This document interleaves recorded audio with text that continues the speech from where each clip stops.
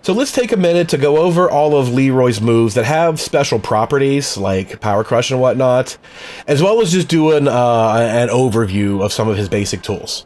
So real quick, I just want to talk about your basic pokes. Things like 1-2-1 being a high, 1-2-3 is a high, and then 1-2-4 gets you Hermit mix-up. Stuff like that. You want to be using these. 1-2 punches are good for everybody. You know, 1-2-4 is a natural combo, etc. So get used to just being able to time stuff like that and keep them honest with that delayed punch, etc. Forward 2-3 is another good poke. While it's technically not safe, they should have a hard time guessing when you're going to stop and not be ready to punish you that quickly. Down forward 1-1 and down forward 1-4 are also very good poke tools. You get the Hermit mix up here. Down forward 3-1 is similar. No Hermit, but the same kind of concept. You're keeping guessing with those follow-ups. They're not going to know what to do. And down forward 4 gets you into Hermit without doing the first hit. So that right away messes with their timing. They're going to get used to this 2-hit version that they see all the time. 2 hits into Hermit, 2 hits into Hermit. Once it comes out in 1 hit, that's really going to mess with them. So that's a nice one to have too. And then some of your big hit confirms, 1+2, 1+2, 1. And forward 4-4. You can be throwing these out all day as long as you get the confirm correctly. So that's kind of like some of the basics of your mid and high pokes. Not a lot there, just enough that's effective. This down forward 1 sequence is one of the best. Lows, however, this character's got a ton of lows. It really does. Even things like this 3-3 that you can hit confirm. You never get this blocked, and you take that +2 or +4 or whatever it is, you're going to be sitting pretty all day. That's a really good option. This down 3-2 is the best way to get into Hermit. That's just going to just screw with people all day. They constantly get hit by this and constantly have to deal with your mix-up. That's really good. This is going to be similar to Josie and Hwarong doing their down 3-4. You're just going to hate yourself for getting hit by it, but you got to pay attention. Don't get mixed up. Down 2-4 we talked about. This double low that you can delay a little bit. You can just cancel it all together and fake them out again. It's there. It's not the best low, but it does have a little bit of mix-up built into it, sort of. Down back 3, 1+2. He's got a Hell Sweep. Remember that guy. Pretty good move. Down back 4. A little bit of High Crush to it. On counter hit, you do get some follow-up stuff. Hopefully Twitter comes up with something cool. I'm not quite sure what else you can get there. Sidestep 4 is great. Another super good low poke. And on counter hit, this might potentially be free damage. I'm not sure yet. Out of Hermit stance itself, 3-4. That's natural combo, +2 on hit, I believe. That's going to just catch people napping all the time, let you go right back into another mix-up and right back into Hermit again. Never know what hit him. And Hermit's back 4. This quickly high crushing low is homing, and on counter hit will launch them. So that's just a litany of good lows. He's got tons of lows. Some going to Hermit, some counter hit, some are just pokey. So all of those lows keep people from counterattacking you. And then when you go back to just doing punch stuff, they get desperate for a time that they can counterattack, and you catch them napping at the wrong time. So as I said, he doesn't have like low-mid mix-up tools. That's what he has, is the timing of his strings and your inability to predict when he's going to hit you with them. As far as counter hits go, he's got a couple of interesting things that you're probably never going to see. Like, I don't know how far away you need to get. 2-1, 2-1. Jeez, that last hit will launch them on counter hit. I mentioned it earlier. 2-1-2 is not a natural combo, but if he's safe, it's a safe high. So if you just keep harassing this all day, they're going to try to counterattack you. You might catch them. Stuff like that. Same with forward 4-2. If they get counter hit by that second hit alone, it'll launch them. So be aware of that. It does exist. It's going to be hard to set people up with it though.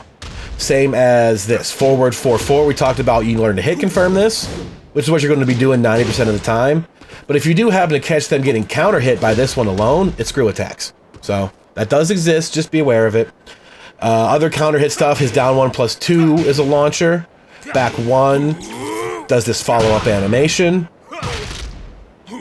Back 1+2 is a launcher on counter hit. You get things, the strike of 5 precepts. The forward 3, this. You get all that on counter hit, so learn how to do that. And then other launches out of Hermit. Forward 1 causes a screw attack. Back 1 causes them to bounce. And then back 4 is another launcher. So all those counter hit launchers out of Hermit. If you go into Hermit with frame advantage and you catch them with one of those, you're going to hit them for 75 without them even knowing it. Let's talk about his Wif Punishing game. For the most part, you should be able to launch them every time they whiff cleanly near you. If you're not quite sure about it, or if you're a little bit in tight where you don't want to like make a bad mistake, you do have this. 1 plus 2, 1 plus 2, 1. It's 14 frames, so it's pretty much good enough to be able to just catch them in between strings when you sidestep.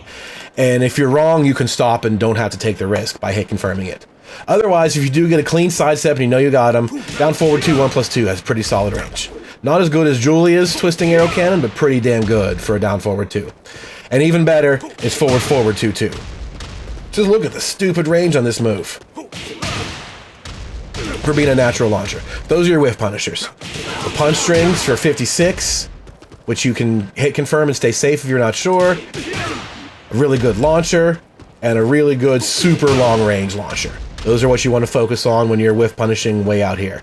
Up close, I mean, it can be a little tough. If they whiff a jab, it's hard to react to stuff like that. Just be ready to hit them with like that, down forward 1, 4, and go back into Hermit. That's really your goal, is just hit them with something simple to get you Hermit mix-ups.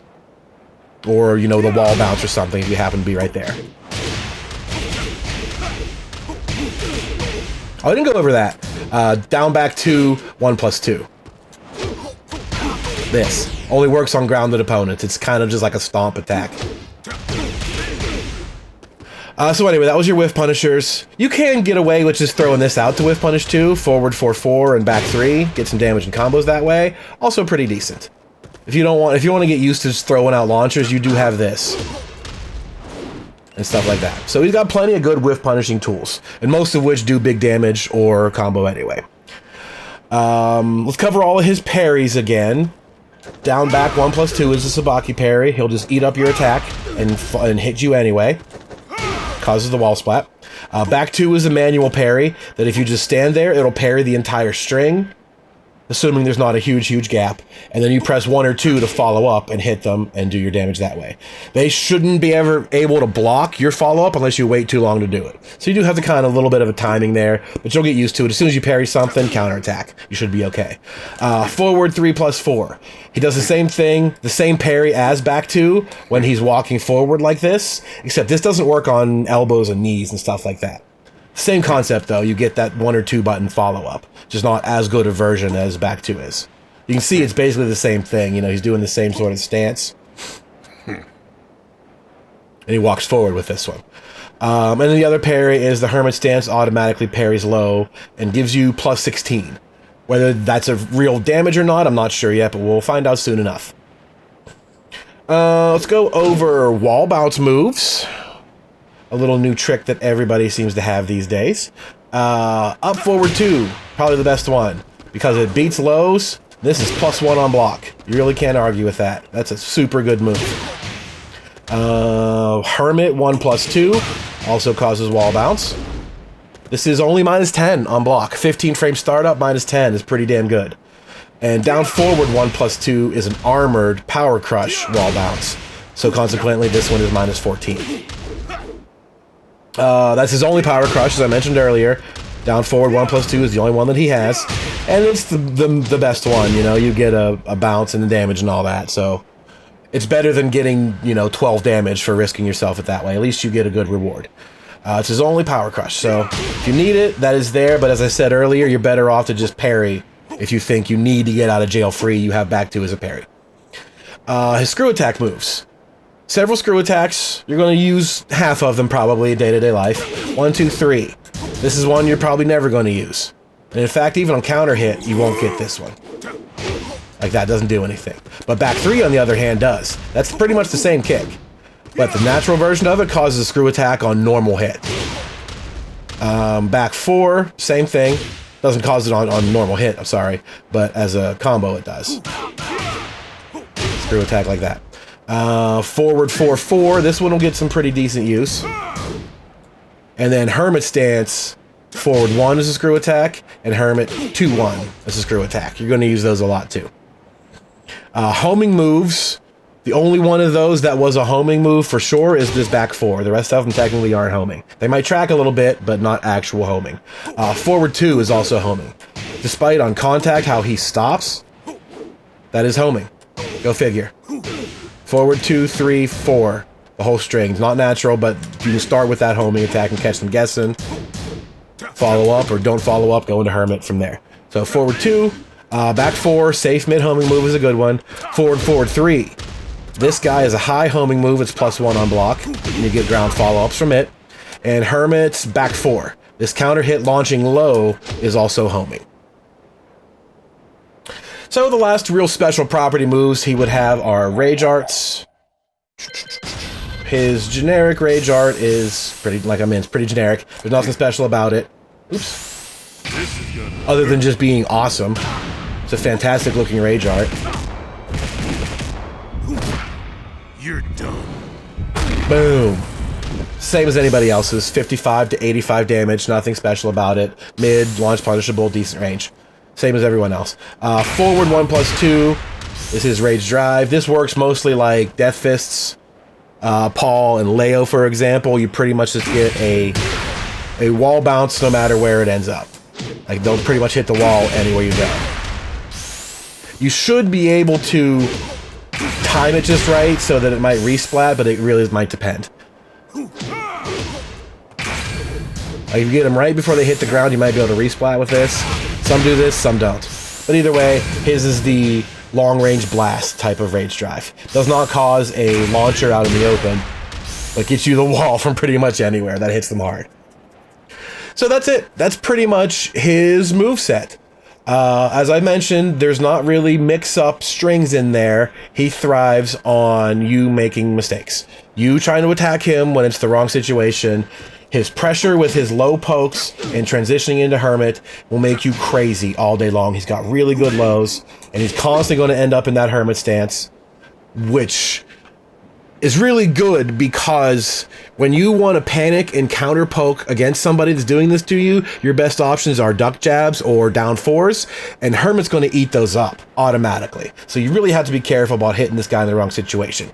And if he's not going into Hermit, if you try to hit him in the wrong situation, that's exactly what he wants, and you're going to get counter hit launched, or you're going to let him get into Hermit anyway, and he's going to have an advantage over you. So this is a character that's really based on rhythm. The way that he moves and fights, you can kind of feel that. There's a rhythm and a flow to the timing of his attacks, and that's what it takes to play him. You take advantage of that rhythm and keep them from anticipating it. This guy has just got tools for days. Not to mention, he's got an overall high level of safety in that his best moves you can hit confirm and you don't have to take risks. I don't recall really seeing anything that was launch punishable. Things like that, but you're never going to get launched for it. Maybe these follow-up hits are launch punishable. You're never going to know because you can hit confirm them easily enough. So he's very safe in that regard that you don't have to take these risks. You can confirm some of his best moves. Kind of sounds like what Wing Chun is supposed to do, honestly. You know, leverage their power against them when they do something that's wrong.